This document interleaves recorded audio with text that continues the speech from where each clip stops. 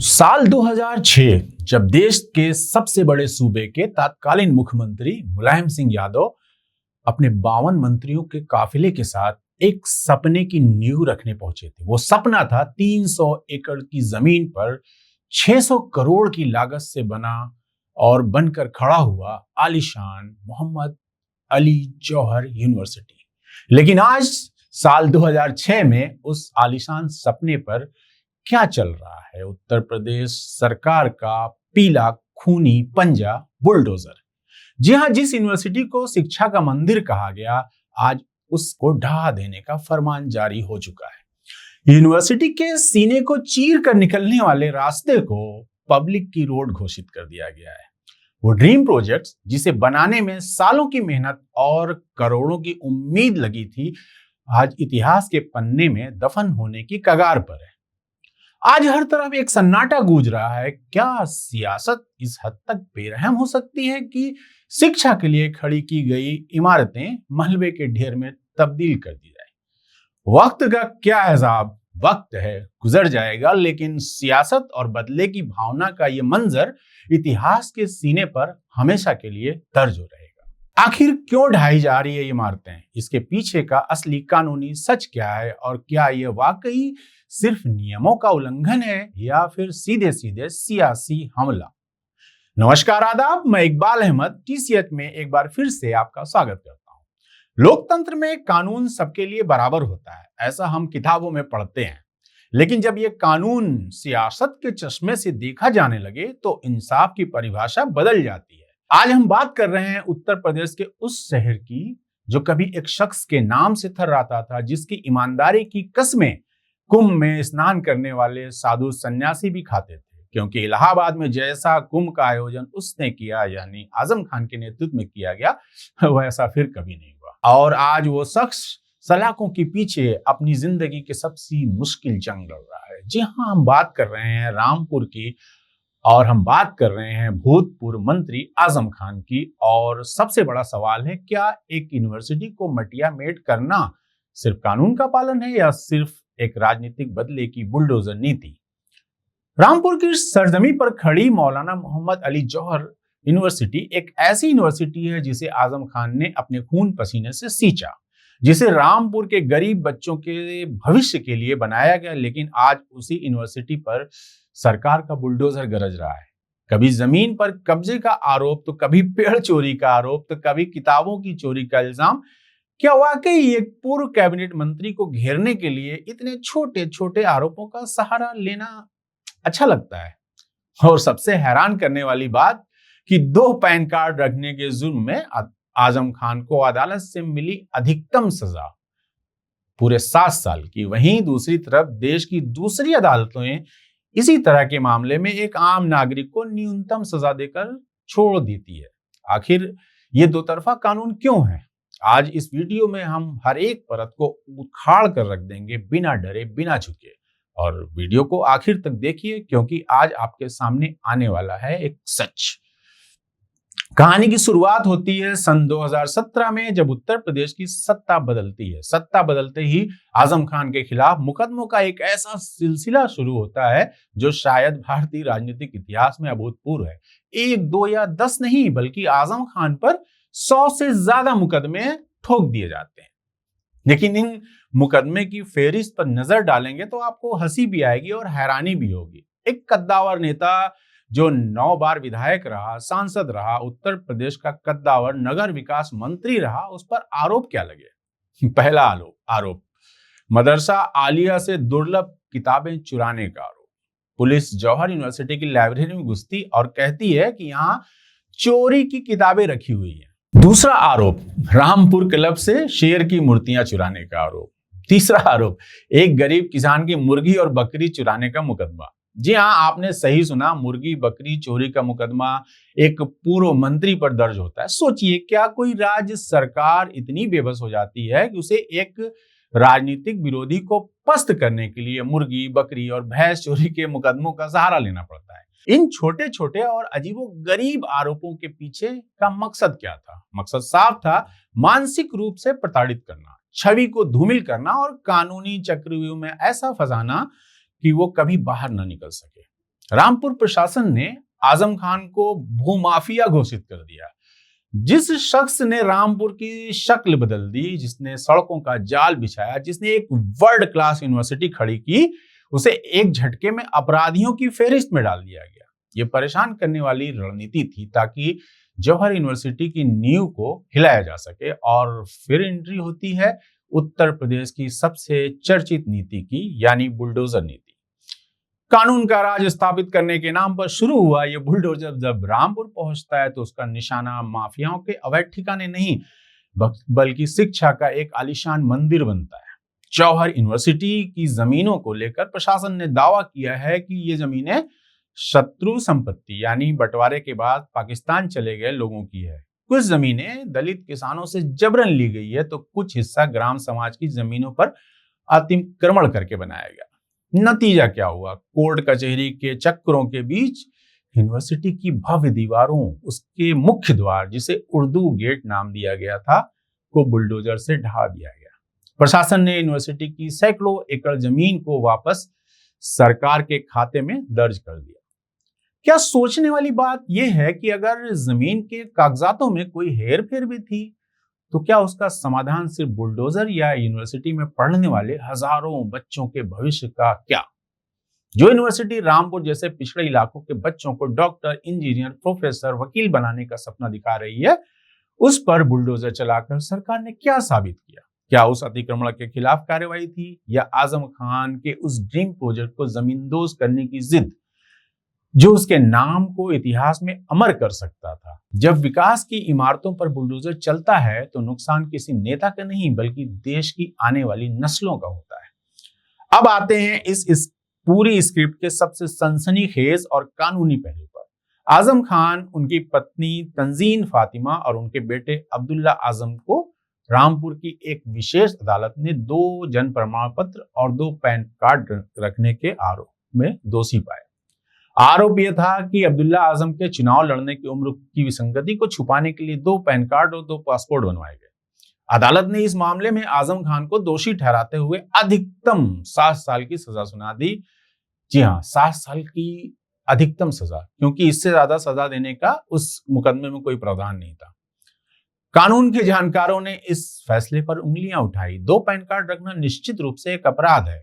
Income tax act और IPC के तहत ये गैर कानूनी है, लेकिन क्या ये अपराध के लिए सीधे सीधे मैक्सिमम सजा दे देना सामान्य न्यायिक प्रक्रिया है?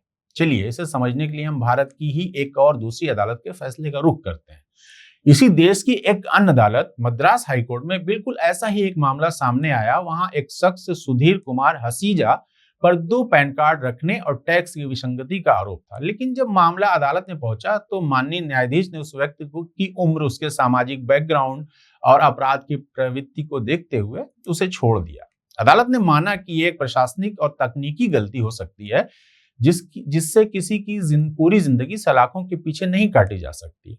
अब आप खुद सोचिए कि केस एक जैसा, अपराध एक जैसा, कानून की धाराएं एक जैसी, लेकिन आम नागरिक या किसी दूसरे मामले में अदालत नरम रुख अपनाती है और न्यूनतम सजा देती है या सजा खत्म कर देती है। और जब बात आजम खान की आती है तो कानून की किताब की सबसे सख्त धारा और सबसे अधिकतम सजा चुनकर उन्हें 7 साल के लिए जेल भेज दिया जाता है। ऐसा क्यों? क्या इसलिए कि उनका नाम आजम खान है? क्या इसलिए कि वो एक खास राजनीतिक दल के चेहरा है? क्या न्याय का तराजू इस बात से तय होगा कि कटघरे में खड़ा शख्स किस पार्टी का झंडा उठाता है? 2 पैन कार्ड के मामले में सजा मिलना गलत नहीं है।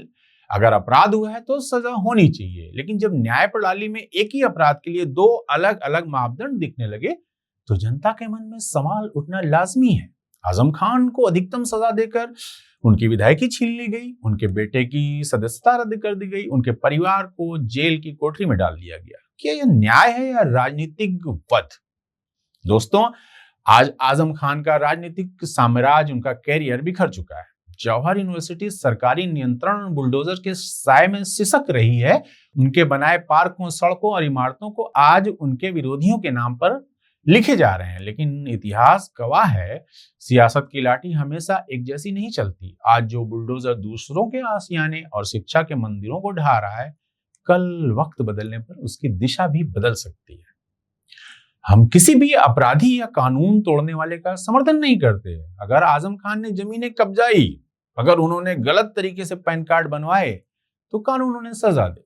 लेकिन सजा बदले की भावना नहीं, न्याय की सुचिता दिखनी चाहिए। जब मुकदमे की बाढ़ ला दी जाए, हर छोटे मामले में अधिकतम सजा दी जाने लगे, तो वो इंसाफ नहीं, एक राजनीतिक संदेश होता है। रामपुर की जौहर यूनिवर्सिटी पर अगर बुलडोजर चला, तो यह बुलडोजर सिर्फ ईंट और गारे की दीवारों को नहीं तोड़ेगा, बल्कि ये रामपुर के साथ पूरे देश के उन गरीब बच्चों के हौसलों को भी तोड़ देगा जो वहां बैठकर एक बेहतर भविष्य का सपना देख रहे हैं। आप इस बुलडोजर नीति को किस नजरिए से देखते हैं? क्या ये वाकई कानून का राज है, या फिर आजम खान को पूरी तरह खत्म करने की एक सोची समझी रणनीति है? आप इस पे कमेंट करके जरूर बताइएगा। आजम खान और मौलाना जौहर विश्वविद्यालय इकलौता केस नहीं है जहां तालीम के मंदिर को सिर्फ इसलिए निशाना बनाया गया क्योंकि ये वो मुसलमानों से संबंधित है। उसके बाद हंसी आती है जब पूछा जाता है कि मुसलमान पढ़ते क्यों नहीं, ये समाज इतना पिछड़ा क्यों है, इनके हाथों में किताबें क्यों नहीं है। टीवी स्टूडियो के एयर कंडीशन कमरों में बैठकर ये गान देना बहुत आसान है। वहीं दूसरी डिबेट में अल्पसंख्यक समुदाय के पिछड़ेपन का रोना रोया जाता है। लेकिन आज हम वो कड़वा सच आपके सामने रखेंगे जिसे मुख्य धारा का मीडिया आपसे छुपाता रहा है। जब कोई मुसलमान पढ़ लिख कर कोई संस्थान खड़ा करता है जिससे बच्चों का भविष्य सुधारा जा सके, जिसे तथाकथित पंचर बनाने वाला पढ़ लिख कर एक सभ्य नागरिक बन सके, तो उस पर जिहाद का टैग लगा दिया जाता है। जब कोई बच्चा अपनी मेहनत से मेडिकल कॉलेज पहुंचता है तो कॉलेज बंद करवा दिया जाता है। जब सरकारें खुद फंड का वादा करती हैं तो बजट को फ्रीज कर दिया जाता है। और जब बेटियां सर पर हिजाब रखकर इम्तिहान देने जाती हैं कि पढ़ लिख कर वो अपनी बेड़ियां तोड़ सके, तो उन्हें कॉलेज के गेट पर रोक दिया जाता है। आज का ये वीडियो किसी राजनीतिक दल की वकालत नहीं है, ये आंकड़ों और तथ्यों की उन जीती जागती मिसालों की हकीकत है जो चीख चीख कर कह रही है कि इस देश में अल्पसंख्यक शिक्षा पर एक अदृश्य बुलडोजर चलाया जा रहा है। आज हम बात करेंगे असम के यूएसटीएम से लेकर भोपाल के आरिफ मसूद के स्कूल तक, और जामिया लाइब्रेरी से लेकर बंद की गई स्कॉलरशिप तक। शुरुआत करते हैं नॉर्थ ईस्ट से। महबूबुल हक, एक ऐसा नाम जिसने मेघालय और पूरे नॉर्थ ईस्ट में शिक्षा की अलग जगाई। उन्होंने university of science and technology Meghalaya, short में बोले तो यूएसटीएम समेत कई बेहतरीन और शिक्षण संस्थान बनाए जहां हर धर्म के जाति के बच्चे पढ़ते हैं। लेकिन जैसे ही असम में एक बार विनाशकारी बाढ़ आई तो इस शिक्षाविद पर ऐसा घटिया आरोप लगा दिया गया जिसे सुनकर किसी की भी आंख शर्म से झुक जाएगी। तो आरोप क्या था? फ्लड जिहाद, यानी बाढ़ जिहाद। दावा किया गया कि यूएसटीएम के निर्माण के कारण गुवाहाटी में बाढ़ आई। एक यूनिवर्सिटी को प्राकृतिक आपदा का जिम्मेदार बता दिया गया और सिलसिला यही नहीं रुका। इसके बाद उन पर वित्तीय अनियमितता के आरोप लगाए गए, मुकदमे लादे गए, उन्हें गिरफ्तार कर लिया गया। क्या यह एक सिर्फ कानूनी कार्यवाही थी या एक अल्पसंख्यक शिक्षाविद के हौसले को तोड़ने की साजिश? यही कहानी मध्य प्रदेश की राजधानी भोपाल में दोहराई गई। कांग्रेस विधायक आरिफ मसूद ने वहां एक स्कूल और कॉलेज खोला ताकि गरीब तबके के बच्चों को सस्ती और अच्छी शिक्षा मिल सके। लेकिन प्रशासन ने क्या किया? कानूनी तकनीकी खामियों का बहाना बनाकर उस स्कूल की इमारतों पर सीधे बुलडोजर चला दिया गया। सोचिए, जो बुलडोजर अपराधियों और दंगाइयों के घरों पर चलना चाहिए था, वो बच्चों के स्कूल की दीवारों को ढा रहा था। जब आप स्कूल तोड़ेंगे तो समाज कैसे पढ़ेगा? संस्थानों को तोड़ने का एक तरीका है, दूसरा तरीका है कि पढ़ते हुए बच्चों के मन में खौफ पैदा करना। दिल्ली की जामिया मिलिया इस्लामिया यूनिवर्सिटी की उस तस्वीर को देश कैसे भूल सकता है जब पुलिस यूनिवर्सिटी की लाइब्रेरी के अंदर घुसती है। वो लाइब्रेरी जो पढ़ने की जगह है, जहां छात्र परीक्षाओं की तैयारी कर रहे थे, वहां आंसू गैस के गोले छोड़े जाते हैं, छात्रों पर बेरहमी से लाठीचार्ज किया जाता है, हाथ में किताबें लिए बच्चे को अपराधी की तरह पीटा गया। संदेश साफ था कि तुम्हारे पढ़ने की चाहत को हम लाठियों के दम पर कुचल सकते हैं। अब चलिए जम्मू। वहां पिछले साल बड़ी मजेदार घटना हुई। एक मेडिकल कॉलेज है, Shri Mata Vaishno Devi institute of medical excellence में बेहद अजीबोगरीब और शर्मनाक विवाद खड़ा हो गया। विवाद का कारण क्या था? विवाद ये था कि उस मेडिकल कॉलेज में मुस्लिम छात्रों की संख्या बहुत ज्यादा हो गई थी। अब सवाल ये है कि क्या वो छात्र वहां जबरन घुस गए थे? क्या उन्होंने कोई धांधली की थी? जी बिल्कुल नहीं साहब। उन्होंने देश की सबसे कठिन परीक्षाओं में से एक नीट का एग्जाम पास किया था। उन्होंने मेरिट लिस्ट में जगह बनाई थी। सरकार द्वारा तय की गई सभी क्वालिफिकेशंस और काउंसलिंग की प्रक्रिया पूरी की थी। सरकार ने उन्हें खुद वहां पर एडमिशन दिया था, लेकिन सिर्फ इसलिए कि मेरिट में मुसलमान समुदाय के बच्चे ज्यादा आ गए, वहां बवाल खड़ा कर दिया गया और अंततः उस कॉलेज को ही बंद करने के हालात पैदा कर दिए गए। जब योग्यता को भी मजहब के चश्मे से देखा जाने लगे तो देश का भविष्य कहां जाएगा? खैर, बाद में यह हुआ कि वहां के बच्चों को दूसरे कॉलेज में एडजस्ट कर दिया गया, लेकिन वो कॉलेज बंद हो गया। बिहार का किशनगंज, एक ऐसा इलाका जो देश के सबसे पिछड़े जिलों में गिना जाता है। साल 2014 में मनमोहन सिंह की सरकार थी। उन्होंने वहां पर एमयू यानी अलीगढ़ मुस्लिम यूनिवर्सिटी की एक ब्रांच को मंजूरी दी। इसके लिए 136 करोड़ रुपए का फंड मंजूर किया गया। शुरुआत 2-3 कोर्स से हुई और वादा था कि धीरे धीरे इसे एक मुकम्मल यूनिवर्सिटी बनाया जाएगा। लेकिन आज 2026 आ चुका है। क्या आप जानते हैं इन 12 सालों में 136 करोड़ में कितना पैसा जारी किया गया? सिर्फ 10 करोड़ रुपए, और बाकी के 126 करोड़ रुपए आज भी पेंडिंग है। नतीजा क्या हुआ? ना नया कोर्स तो शुरू होना दूर, जो पुराने कोर्स चल रहे थे उनमें से भी लगभग सभी एक को छोड़कर बंद होने के कगार पर हैं या बंद हो चुके हैं। फंड ब्लॉक करके एक पूरी यूनिवर्सिटी का गला घोट दिया गया, और जो बच्चे इन टूटे फूटे संस्थानों में जैसे तैसे पहुंच भी जाते हैं, उनके पैरों में बेड़ियां डालने के लिए सरकारों ने स्कॉलरशिप और फेलोशिप पर भी कैची चला दी। जी हाँ, उच्च शिक्षा के लिए मिलने वाली मौलाना आजाद नेशनल फेलोशिप पूरी तरह बंद कर दी गई है। गरीब बच्चों के लिए बनी मेरिट कम मींस स्कॉलरशिप की फंडिंग खत्म कर दी गई है। प्रतियोगिता परीक्षाओं जैसे यूपीएससी, एसएससी वगैरह की मुफ्त कोचिंग के लिए जो योजनाएं थी, जैसे नया सवेरा, नई उड़ान, उनके फंड्स को रोक दिया गया है या योजना ठंडे बस्ते में डाल दी गई है। जब आप गरीब होनहार बच्चों की आर्थिक मदद ही छीन लेंगे तो कैसे दिल्ली और मुंबई जाकर कोचिंग करेंगे? वो कैसे उच्च शिक्षा का खर्चा उठाएंगे? और अंत में इस कड़ी हुई हकीकत का सबसे दर्दनाक हिस्सा कर्नाटक में शुरू हुआ, हिजाब का विवाद। जिस देश में पगड़ी, तिलक और धार्मिक प्रतीक की पूरी आजादी है, आप अपने धर्म का कोई भी प्रतीक लगाकर जा सकते हैं एक्सेप्ट टोपी और हिजाब, वहां अचानक बेटियों के हिजाब को शिक्षा के रास्ते का रोड़ा बना दिया गया। लड़कियों को क्लासरूम के बाहर खड़ा कर दिया गया, उन्हें परीक्षाओं में बैठने से रोका गया। और हद तो तब हो गई जब कर्नाटक में ही एक स्कूल के गेट के ठीक बाहर सरेआम सड़क पर एक महिला शिक्षिका को अपना हिजाब उतारने पर मजबूर कर दिया गया। एक महिला की गरिमा और उसकी आस्था का सरे बाजार नीलाम किया गया, सिर्फ एक राजनीतिक एजेंडे को सेट करने के लिए। नतीजा यह हुआ कि हजारों मुस्लिम लड़कियों ने अपनी पढ़ाई बीच में छोड़ दी। अब मुझे बताइए कि यूनिवर्सिटी बनाओ तो बाढ़ जिहाद का केस, स्कूल खोलो तो बुलडोजर, नीट पास करके मेडिकल कॉलेज जाओ तो कॉलेज बंद, यूनिवर्सिटी की फंडिंग मत दो, स्कॉलरशिप बंद कर दो, कोचिंग की योजनाओं को खत्म कर दो, बेटियों के हिजाब के नाम पर क्लास से बाहर कर दो। ये सब करने के बाद यही सिस्टम, यही नेता और यही टीवी एंकर बड़ी मासूमियत से पूछते हैं कि मुसलमान पढ़ते क्यों नहीं, मुसलमानों में शिक्षा का स्तर कम क्यों है?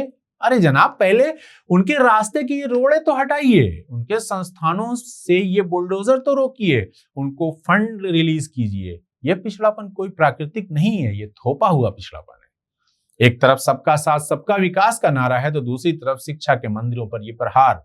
ये दोहरी मानसिकता अब देश के सामने बेनकाब हो चुकी है। आप इस मुद्दे पर क्या सोचते हैं? क्या वाकई अल्पसंख्यक शिक्षा को जानबूझकर निशाना बनाया जा रहा है? क्या आजम खान आज इसलिए जेल में हैं कि उन्होंने एक ऐसी यूनिवर्सिटी बनाई जो उस आसपास इलाके में एक मिसाल थी और वर्तमान सरकार के लिए एक चुनौती, इसलिए उस पर आज निशाना बनाया जा रहा है, बुलडोजर चलाने की तैयारी? अपना उत्तर कमेंट करके बताइए और वीडियो को ज्यादा से ज्यादा शेयर कीजिए कि ये कड़वी सच्चाई हर किसी तक पहुंचे।